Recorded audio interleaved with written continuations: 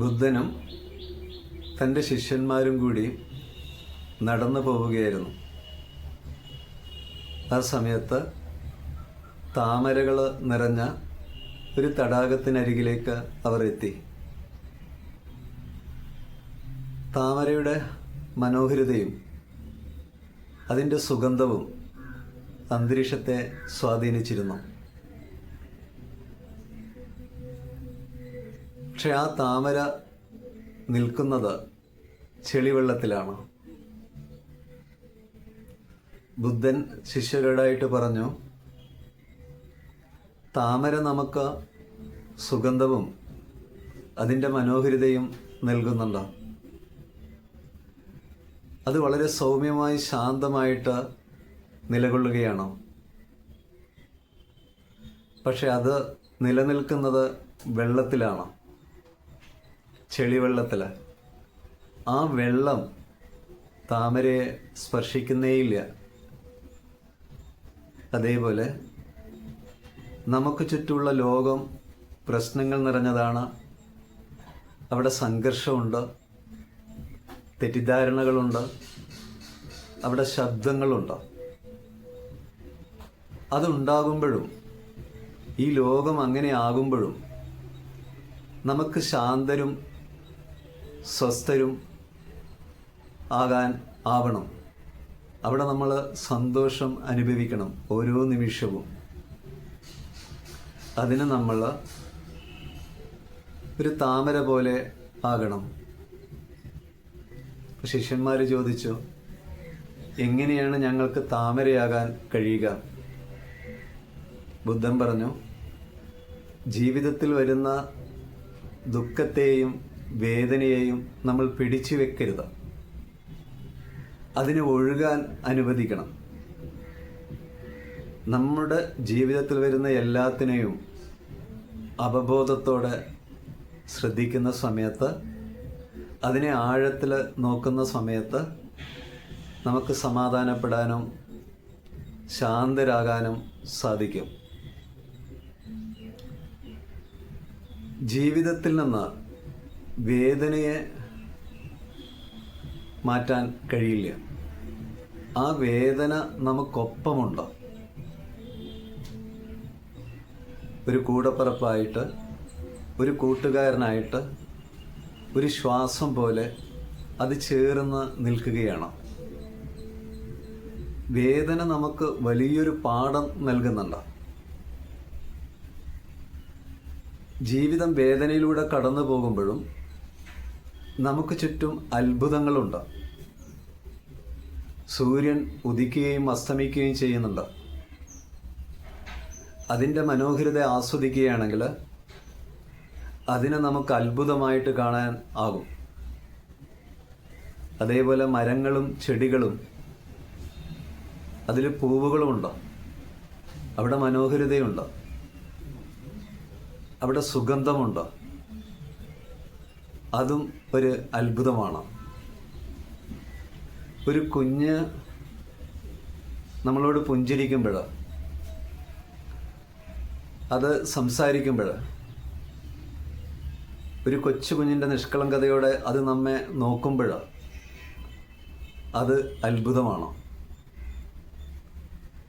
അപ്പം നമുക്ക് ചുറ്റും നമ്മൾ നോക്കുകയാണെങ്കിൽ ഈ അത്ഭുതം കാണുമ്പോൾ ജീവിതം ഒരു അത്ഭുതമായിട്ട് നമുക്ക് അറിയാൻ കഴിയും. അതിനെ അറിയുമ്പോൾ നമ്മുടെ മനസ്സ് വർത്തമാനകാലത്തിൽ ആണ്. അവിടേക്ക് വേദനയ്ക്ക് കടന്നു വരാൻ കഴിയില്ല. ഇനി അഥവാ കടന്നു വന്നു കഴിഞ്ഞാൽ തന്നെ അല്പനേരം വന്ന് നിന്ന് പോകുന്നതാണെന്ന് നമുക്കറിയാൻ കഴിയും. വിശക്കുന്ന സമയത്ത് ആഹാരം കിട്ടുന്നുണ്ടെങ്കിൽ അത് അനുഗ്രഹമാണ്. ദാഹം വരുമ്പോൾ വെള്ളം കിട്ടുന്നുണ്ടെങ്കിൽ അത് അനുഗ്രഹമാണ്. ശ്വസിക്കാൻ വായു കിട്ടുന്നത് അനുഗ്രഹമാണ്. അങ്ങനെ നമ്മുടെ ജീവിതത്തിൽ അനുഗ്രഹമായിട്ട് കിട്ടുന്നത് പലതും ഉണ്ട്. ആ അനുഗ്രഹത്തിലേക്ക് നമ്മുടെ മനസ്സ് ശ്രദ്ധിക്കുമ്പോൾ നമ്മുടെ ഉള്ളിൽ അത്ഭുതം നിറയുന്ന സമയത്ത് അവിടെ സമാധാനവും ശാന്തിയും നമുക്ക് അനുഭവിക്കാൻ സാധിക്കും. നമ്മുടെ വേദനയെ, ദുഃഖത്തെ നമ്മൾ അംഗീകരിക്കുക. ആദ്യം അതിനെ അറിയുക. അതിനുള്ള ശ്രമം നമുക്കുടെ ഭാഗത്തുനിന്ന് ഉണ്ടാകുമ്പോൾ എന്താണ് നമ്മുടെ ദുഃഖത്തിനും വേദനയ്ക്കും കാരണമെന്ന് നമുക്ക് മനസ്സിലാക്കാൻ സാധിക്കും. മനസ്സിലാക്കി നമ്മൾ ജീവിക്കാൻ തുടങ്ങുമ്പോൾ അവിടെ നമുക്ക് സമാധാനപ്പെടാൻ കഴിയും. ബുദ്ധൻ്റെ അടുത്ത് ഒരാൾ വേദനയുമായിട്ട് വന്നു കഴിഞ്ഞാൽ അദ്ദേഹത്തെ കാരുണ്യത്തോടെ ബുദ്ധൻ നോക്കിയിട്ട് ബുദ്ധൻ അദ്ദേഹത്തോട് ചോദിക്കും, പറയും, നിന്റെ വേദനയാണ് നിന്നെ എൻ്റെ അരികിലേക്ക് എത്തിച്ചതാ. നമ്മൾ വേദനയിലായിരിക്കുമ്പോൾ ഒരു വിശുദ്ധ ഗ്രന്ഥങ്ങൾ വായിക്കുമ്പോൾ ആ വിശുദ്ധ ഗ്രന്ഥം നമ്മളോട് പറയും,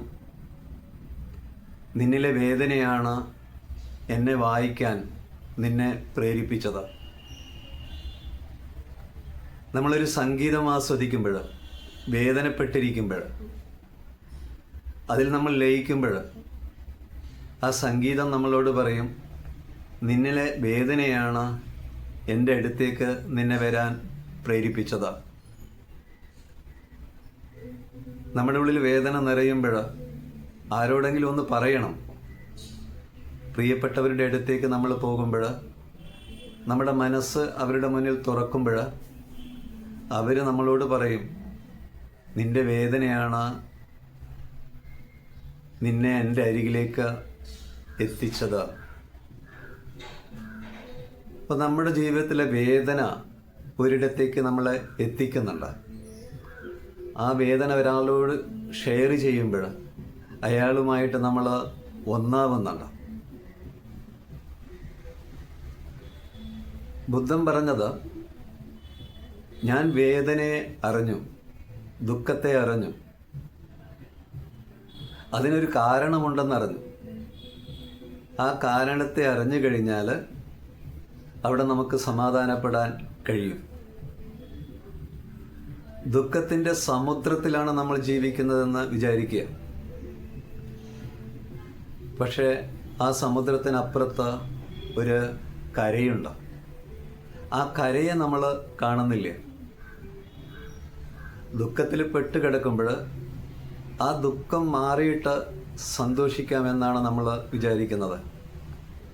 ഇവിടെ നമ്മൾ സന്തോഷത്തിന് വേണ്ടിയിട്ട് കാത്തിരിക്കുകയാണ്. ആ കാത്തിരിപ്പിൽ സന്തോഷം അനുഭവിക്കാൻ സാധിക്കില്ല. ബുദ്ധൻ ജീവിതത്തിൽ നിന്ന് ഒളിച്ചോടാനല്ല പറഞ്ഞത്, ജീവിതത്തെ ആഴത്തിൽ നോക്കാനാണ് പറഞ്ഞത്. ജീവിതത്തെ ആഴത്തിൽ നോക്കുമ്പോൾ ജീവിതമായിട്ട് ആഴത്തിലുള്ള ഒരു ബന്ധമാണ് ഉണ്ടാക്കാൻ കഴിയുന്നത്. ഈ ഒരു ബന്ധം ഉണ്ടാകുമ്പോൾ ഉള്ളിൽ ആഴത്തിലുള്ള ഒരു ശാന്തിയാണ് അനുഭവിക്കുന്നത്. ഒരാൾ രോഗത്തിലായിരിക്കുമ്പോൾ, വാർദ്ധക്യത്തിലായിരിക്കുമ്പോൾ, അയാൾ മരിക്കുമ്പോൾ അയാൾ നമുക്ക് നൽകുന്ന ഒരു സന്ദേശമുണ്ട്. നിനക്കും രോഗമുണ്ടാകും, വാർദ്ധക്യമുണ്ടാകും, നീയും മരിക്കും.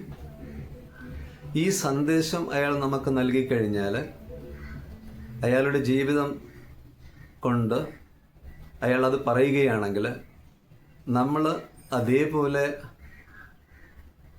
നമ്മൾ ജീവിക്കാൻ തുടങ്ങുകയാണ് വേണ്ടത്. അതേപോലെ ജീവിക്കാൻ തുടങ്ങുക എന്ന് പറഞ്ഞാൽ ജീവിതത്തിൽ ശുദ്ധി വേണം. ജീവിതത്തിൻ്റെ ശുദ്ധി എന്ന് പറയുന്നത് അവിടെ നമ്മുടെ ശരീരത്തിന് ശുദ്ധി ഉണ്ടാവണം, നമ്മുടെ മനസ്സിന് ശുദ്ധി ഉണ്ടാവണം, നമ്മൾ കഴിക്കുന്ന ആഹാരത്തിന് ശുദ്ധി ഉണ്ടാവണം, നമ്മുടെ വാക്കിന് ശുദ്ധി ഉണ്ടാവണം. ഈ ശുദ്ധിയിൽ ഒരാൾ ജീവിക്കാൻ തുടങ്ങുമ്പോൾ